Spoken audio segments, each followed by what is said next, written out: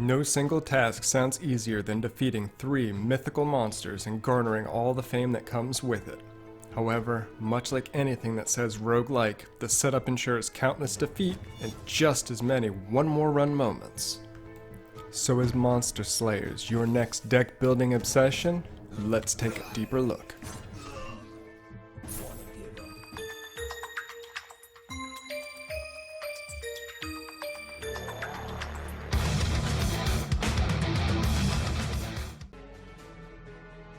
Monster Slayers for the Nintendo Switch is a roguelike deck-building RPG with a surprising amount of depth and just enough charm to help it stand out in a field that has seen a surge in similarly styled games.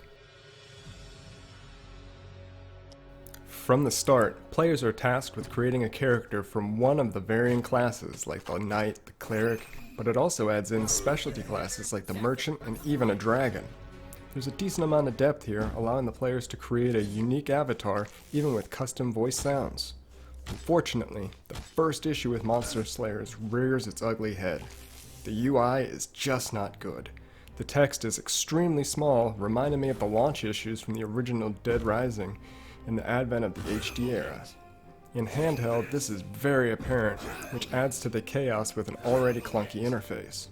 When selecting your loadout, the boxes are entirely too small and only highlighted by a slight outline when selected. The omission of a touch interface here feels like a missed opportunity, as it could have really streamlined the play. What is here once you enter one of the dungeons plays just fine. Inputs are handled with the A button or a double tap of the B button to discard any unwanted cards. Gameplay is as fast and fluid as one could expect from a strategy deck building game. Once you've become familiar with the cards and their effects, you'll be blasting through those early battles. As you progress, the character not only levels up in AP and MP, but also HP and their hand size so more cards can be played in a turn.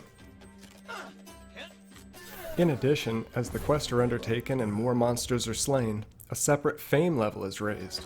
This allows the player to unlock a permanent passive effect that aids in the journey for future runs. At the beginning of each run and after each completed quest, you'll gain a companion who has a skill to aid you along the way. They can be upgraded through the fame progression and become a more powerful ally that can help turn the tide of battle. Visually, Monster Slayers is a brightly colored cartoonish take on the genre with a style not too dissimilar from South Park. Minimalistic animations, while charming, begin to show their limitations in each battle.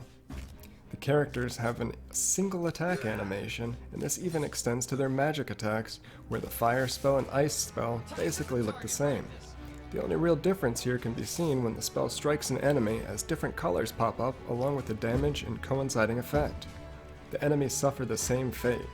While some have an added power attack animation, they repeat the same lunge and swipe attack as the player, even while having their own unique cards and spells for their attacks.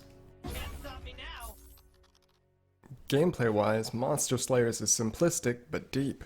You have your initial allotment of cards, which can be upgraded or even deleted. These range from your standard defense-based shields to offensive strikes and spells.